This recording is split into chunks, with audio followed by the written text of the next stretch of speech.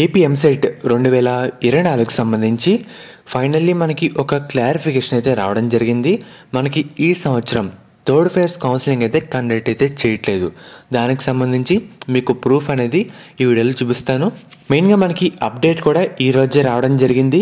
Spot మరియు management కోటాకు సంబంధించి దరఖాస్తుల స్వీకరణ నేడైతే ఈ రోజు నుంచి స్టార్ట్ కాబోతుందన్నమాట. ఇంకా డీటెయిల్లోకి వెళ్తే కనుక ఇదే మెయిన్ పాయింట్. మనకి ఇంజనీరింగ్ కళాశాలలో కన్వీనర్ కోటాల్లో మిగిలి ఉన్న సీట్లు అంటే నిన్న 18,951 సీట్లు అయితే ఖాళీగా ఉన్నాయని చెప్పాను కదా, అన్ని సీట్లు మనకి దీంట్లో అయితే ఫిల్ చేస్తారన్నమాట.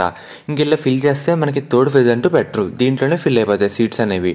అండ్ అలాగే మనకి కన్వీనర్ కోటాల్లో మిగిలిన సీట్లు స్పాట్ కోటా కింద భర్తీ అయితే చేసేందుకు ప్రభుత్వం కూడా అనుమతించిందన్నమాట. చూస్తున్నారు కదా, మనకి కేటగిరీ బి మేనేజ్మెంట్ కోటాకు సంబంధించి సీట్ల భర్తీకి అనుమతి అయితే తెలిపింది గవర్నమెంట్ అనేది. అండ్ అలాగే ఇంజనీరింగ్ ప్రవేశాలకు 2 కౌన్సిలింగ్ నిర్వహించి ఉన్నత విద్యామండలి స్పాట్ మరియు మేనేజ్మెంట్ కోటాకు సంబంధించి సీట్లు అయితే భర్తీకి బుధవారం ఒక ప్రకటన అయితే రిలీజ్ చేసిందన్నమాట.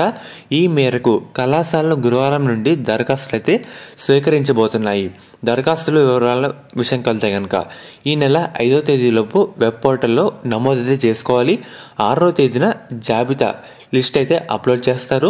7వ తేదీన మనకి ప్రతిభ ఆధారంగా విద్యార్థుల ఎంపికైతే చేస్తారన్నమాట. మనకి ఈ విధంగా షెడ్యూల్ అయితే ఉంది. గుర్తుపెట్టుకోండి, థర్డ్ ఫేజ్ కౌన్సిలింగ్ అనేది పెట్టరు.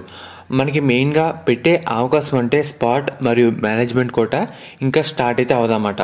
మనకి ఆల్రెడీ గవర్నమెంట్ కూడా ఆమోదం తెలిపింది కనెక్ట్ చేసుకోమని.